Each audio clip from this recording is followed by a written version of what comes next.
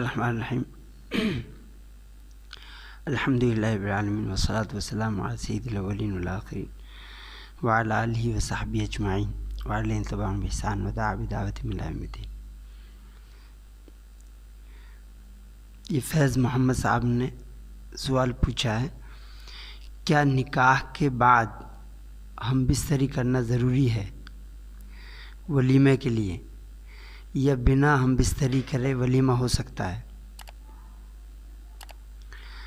نکاح کے بعد ولیمہ جو ہے مسنون ہے، اور جو ولیمہ ہے وہ پہلے دن، دوسرے دن ہے،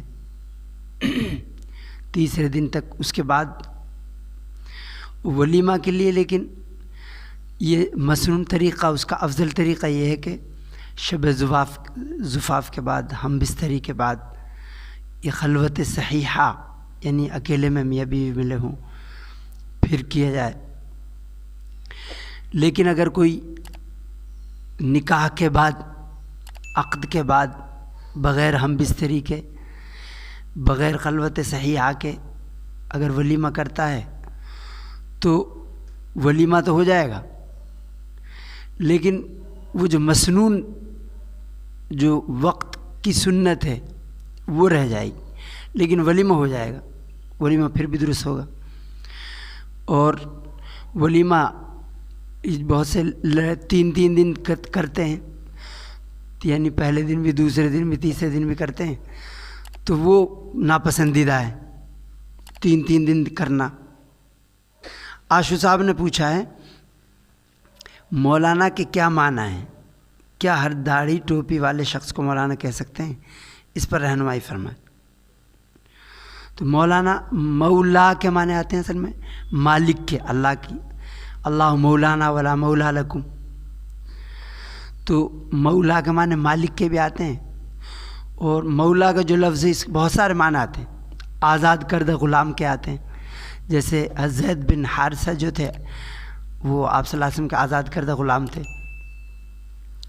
تو اس کے آقا کے آتے ہیں، مالک کے آتے ہیں، تو یہ عزت تکریم کے لیے بولا جاتا ہے۔ تو اللہ کے لیے قرآن میں انت مولانا، آپ ہمارے مالک ہیں، انت مولانا فانصرنا علی القوم الکافرین، تو یہ مولانا جو بولتا ہے یہ عزت کے لیے، تعظیم کے لیے یہ لفظ بولا جاتا ہے مولانا، کہ ہمارے بڑے، ہمارے معزز۔ اصل لفظ ہے ایسے مولوی، مولوی کے معنی مولا والا، یعنی اللہ والا، مولا اللہ کی معرفت جاننے والا۔ تو مولانا ہر داڑھی ٹوپی والے کو، اس لیے اب یہ خاص اصطلاح بن گیا، خاص ٹرم بن گئی۔ اب اسے بولتے ہیں جو شریعت کا واقف کار ہو، شریعت کو جانتا ہو، قرآن حدیث پاک کا علم ہو، اس کے پاس مدرسے میں پڑھا ہو، اس کے پاس اس ڈگری ہو، اس کے لیے مولانا بولا جاتا ہے۔ تو مولانا اس لیے ہر داڑھی ٹوپی والے کو تو نہیں بول سکتے، چونکہ ورنہ تو آدمی سمجھے گا کہ جس نے سفید کرتا پاجامہ ہے، داڑھی پہن رکھی ہے، داڑھی اس نے رکھی ہوئی ہے، ٹوپی پہنی ہوئی ہے، تو آدمی سمجھے گا کہ اس کے پاس علم ہے، حالانکہ حدیث کا، قرآن کا اسے علم نہیں۔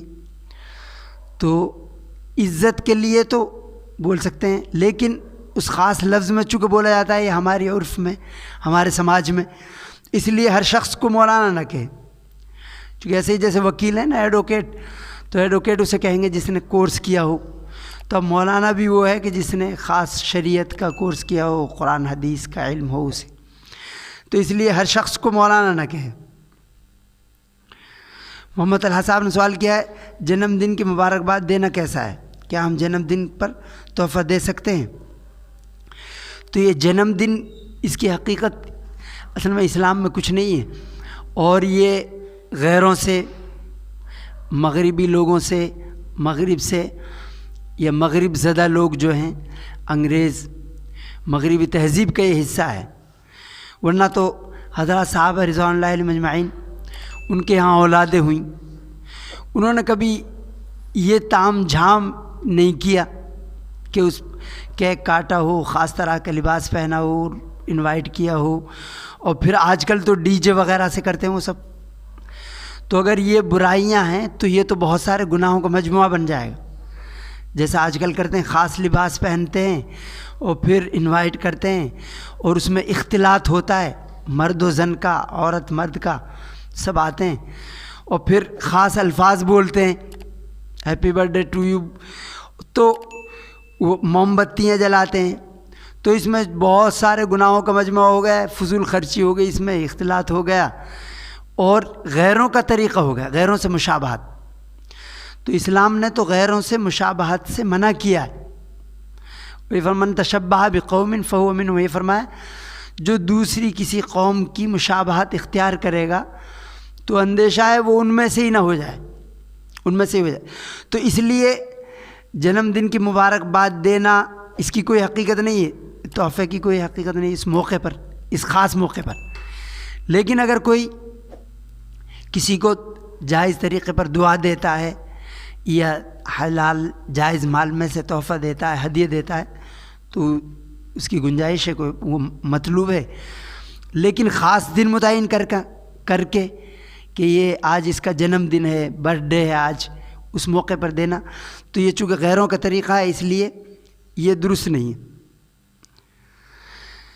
محمد سلمان صاحب نے سوال کیا ہے، اگر امام پہلی رکعت کی رکوع سے اٹھتے ہوئے سمع اللہ لمن حمدہ کہنے کے بجائے ربنا لک الحمد کہہ دے اور دوسری رکعت صحیح ہوئی تو کیا نماز ہو جائے گی؟ تو اگر چونکہ سمع اللہ لمن حمدہ یہ کہنا سنت ہے، مستحب ہے، تو اگر کسی نے اس کی جگہ سمع اللہ لمن حمدہ کی جگہ ربنا لک الحمد کہہ دیا تو نماز ہو جائے گی اس کی. محمد رضوان صاحب نے سوال کیا ہے، دیوالی کی خوشی میں کوئی غیر مسلم مٹھائی دے تو کیا ہمارے لیے کھانا جائز ہے یا نہیں؟ تو اس میں اگر کوئی وہ یعنی بتوں پر چڑھائے ہوئی نہیں ہے، وہ ایسی نہیں ہے اور وہ خوشی میں دیتا ہے تو وہ مٹھائی لینا جائز ہے، اس کا کھانا بھی جائز ہے. لیکن اگر وہ مال حرام میں سے ہو، سود کے پیسے میں سے ہو، سود کا کاروبار ہو اس کا، تو مسلم ہو یا غیر مسلم، ان سود کا کاروبار کسی مسلمان کا ہو یا غیر مسلم کا ہو، ناجائز کاروبار، اس کے پیسے میں سے اگر وہ مٹھائی خرید کے دیتا ہے تو وہ تو جائز نہیں ہے.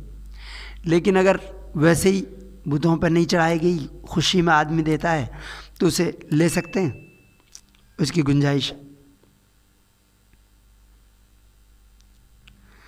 محمد عرفان صاحب نے سوال کیا ہے، میں نے کئی لوگوں کو دیکھا ہے کہ وہ اذان اور اقامت تکبیر ہو رہی ہوتی ہے اور اشہد ان لا الہ الا اللہ پر انگلی اٹھاتے ہیں، تو کیا انگلی اٹھانا صحیح ہے؟ تو اشہد ان لا اذان اقامت کے وقت انگلی اٹھانا یہ درست نہیں. اور بعض لوگ کیا کرتے ہیں، جمعہ کے وقت وہ ہاتھ باندھ لیتے ہیں، جمعہ خطبے کے وقت، خطبہ کے دوران وہ ہاتھ باندھ لیتے ہیں، تو یہ بھی درست نہیں ہے. اور اسی طرح انگلی اٹھانا، لیکن تشہد میں جب اتحیات پڑھتے ہیں تو اس وقت انگلی اٹھانا وہ سنت ہے. اشہد اللہ الہ پہ انگلی اٹھانا اور الا اللہ پر گرا دینا تو وہ تو سنت ہے اس وقت، نماز میں، نماز کی حالت میں تشہد پڑھتے ہوئے. لیکن اس کے علاوہ باہر اذان اور اقامت میں انگلی اٹھانا یہ صحیح نہیں. زیر ناف بال کاٹنے کی کیا حقیقت ہے، کس مقدار میں اور کتنے دنوں میں کاٹنا چاہیے؟ ایک صاحب نے سوال پوچھا. تو زیر ناف بال کاٹنا، یہ ناخن زیر ناف بال کاٹنا تو ہر ہفتے ناخن کاٹنا، بال کاٹنا یہ مستحب ہے. ہر ہفتے نہیں تو پھر 15 دن میں، اور 15 دن میں نہیں تو 40 دن میں. تو 40 دن سے اگر وہ تاخیر کرے گا تو پھر مکروہ ہو جائے، نماز مکروہ ہوگی. تو اس لیے، اور اس کی مقدار کیا ہے، مقدار انہوں نے پوچھا کتنا، تو یہ ناف جو ہے، سرہ ناف جو ہے، تو ناف سے لے کر نیچے تک، اور آنا اسے بولتے ہیں، پیڑو جو ہے پیشاب گاہ کے آس پاس وہاں، پھر پاخانہ کی جو جگہ ہے اس کے آس پاس، تو ان سب کا یہاں سے بالوں کاٹنا تاکہ تلوث نہ ہو، یعنی گندگی پھیلنے کا ڈر نہ ہو، گندی لگنے کا بالوں کی وجہ سے. تو وہاں تک بالوں کو صاف کرنا مرد عورت کے لیے یہ وہ واجب ہے.